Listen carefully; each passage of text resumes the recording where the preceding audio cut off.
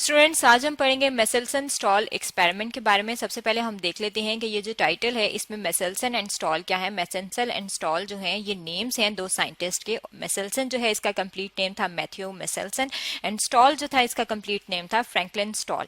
और ये दोनों जो थे इन्होंने डीएनए की रेप्लिकेशन के ऊपर कि डीएनए जो है वो किस तरह से अपनी कॉपी बनाता है, किस तरह से डॉटर डीएनए प्रोड्यूस करता है, उसके लिए अपना एक एक्सपेरिमेंट किया था जिसे मेसेल्सन स्टॉल एक्सपेरिमेंट कहा जाता है। अब अगर हम बात कर लें कि डीएनए क्या है, तो यहाँ पे हमारे सामने ये जो स्ट्रक्चर है ये डीएनए की है। और डीएनए क्या है? डीएनए हमारी बॉडी के अंदर मौजूद वरासती मादा है, यानी कि हेरिडिटी मटेरियल है। और ये हेरिडिटी मटेरियल किस तरह से अपनी कॉपी प्रोड्यूस करता है, किस तरह से अपना रेप्लिका प्रोड्यूस करता है, इसके लिए मेसेल्सन स्टॉल ने एक एक्सपेरिमेंट किया था। अगर हम जनरल एक मेथड देख लें दो तीन ब्रीफ लाइंस में कि किस तरह से डीएनए रेप्लिकेट करता है, तो सबसे पहले ये जो डीएनए मॉलिक्यूल होता है ये क्या होता है? ये अनवाइंड हो जाता है। अनवाइंड का क्या मतलब है? ये खुल जाता है। अब यहाँ पे अगर आप देखें तो यहाँ पे आप देख सकते हैं कि यहाँ पे ये डीएनए मॉलिक्यूल जो है ये बिल्कुल इंटैक्ट है। और यहाँ से देखें ये डीएनए मॉलिक्यूल जो है ये क्या हो रहा है? ये अनवाइंड हो रहा है, यानी कि ये खुल रहा है।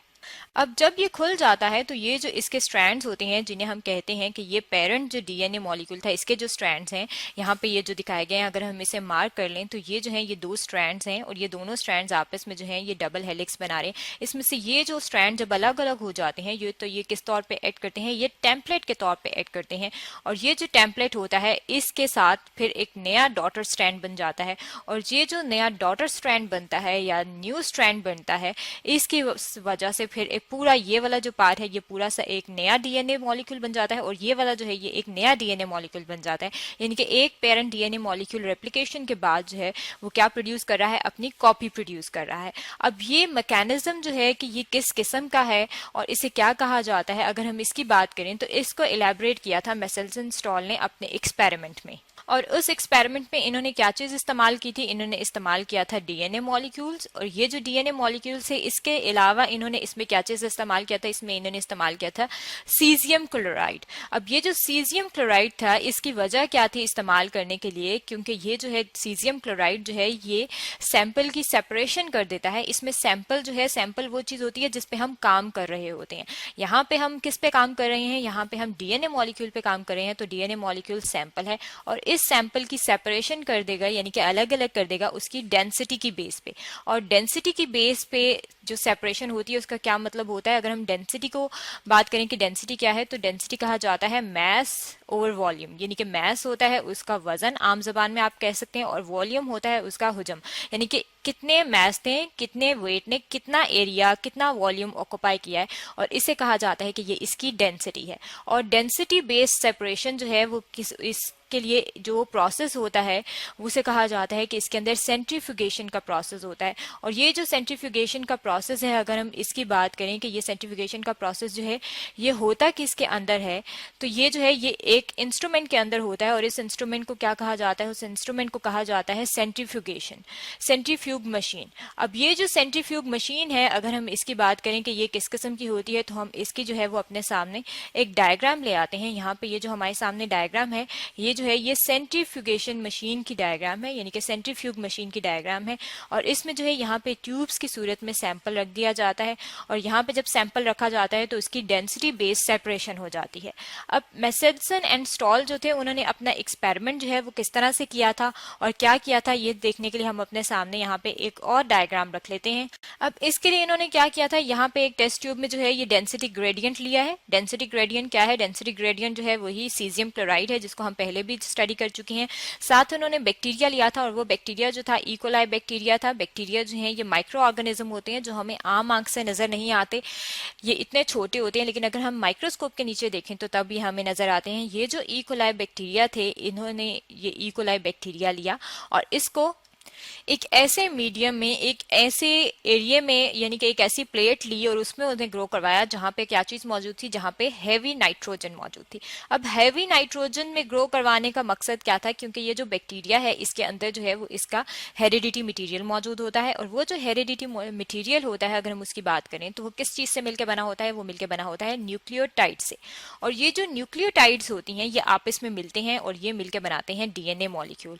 और ये जो न्यूक्लियोटाइड है अगर हम इसका स्ट्रक्चर देखें तो इसमें नाइट्रोजन जो है वो इस्तेमाल होती है। अब जब इन्होंने हैवी नाइट्रोजन इस्तेमाल की, हैवी नाइट्रोजन जो आम नाइट्रोजन है वो यहाँ पे आप देख सकते हैं वो जो है वो है N714, लेकिन जब हम इसके लिए हैवी नाइट्रोजन इस्तेमाल करते हैं तो हैवी नाइट्रोजन जो है वो है N15। यहाँ पे अगर आप इस डायग्राम में देखें तो यहाँ पे एक साइड पे लिखा है लाइट नाइट्रोजन जो कि है N14, दूसरी साइड पे लिखा है हैवी नाइट्रोजन जो कि है N15।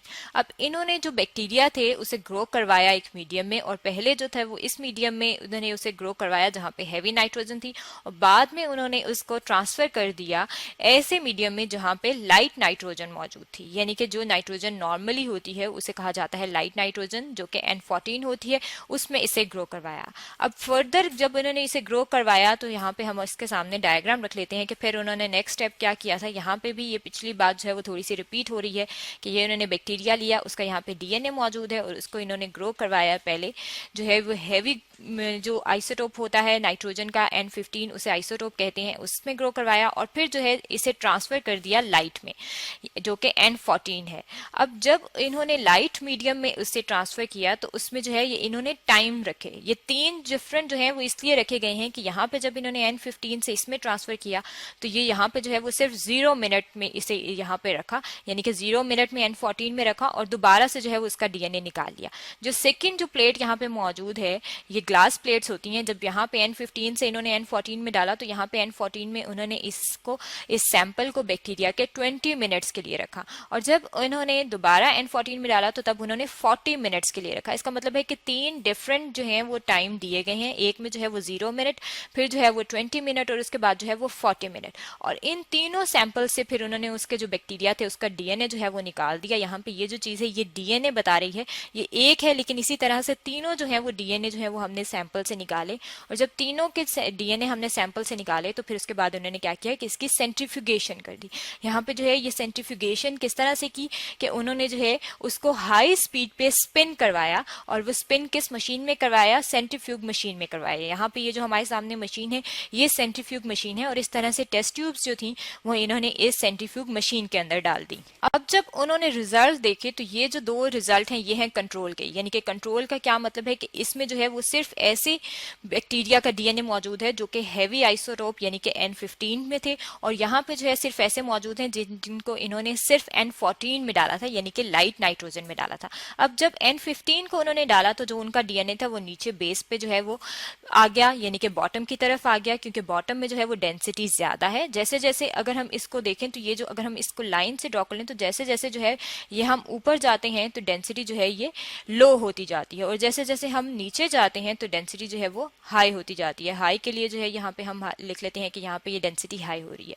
तो N15 की डेंसिटी जो है वो ज्यादा है और N14 की जो डेंसिटी है वो कम है, इसलिए ये ऊपर की तरफ मौजूद है। अब जब फर्स्ट जनरेशन हुई, और फर्स्ट जनरेशन कौन सी थी, फर्स्ट जनरेशन वो थी जब इसको 20 मिनट्स हुए थे। अब 20 मिनट्स में क्या हुआ है कि हाइब्रिड डीएनए बन गया, यानी कि जो डीएनए की कॉपी बनी है, जब डीएनए रेप्लिकेट हुआ है, उसने अपनी कॉपी प्रोड्यूस किया, तो एक स्ट्रैंड जो है वो इसके अंदर N14 का है और दूसरा जो है वो N15 का है। इस तरह का जो डीएनए का मॉलिक्यूल होता है उसे कहा जाता है कि हाइब्रिड डीएनए बन रहा है। हाइब्रिड मीन मिक्स है, 14 भी है और N15 के न्यूक्लियोटाइड्स भी इसके अंदर मौजूद हैं, और वो न्यूक्लियोटाइड्स मिलकर उसका डीएनए बना रहे हैं।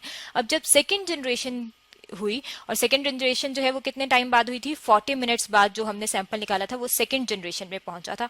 और सेकेंड जनरेशन में क्या हुआ है कि सेकेंड जनरेशन में जो है एक जो है वो अनलेबल मॉलिक्यूल है, अनलेबल कहते हैं जिसके अंदर हैवी आइसोटोप यानी कि N15 मौजूद ना हो।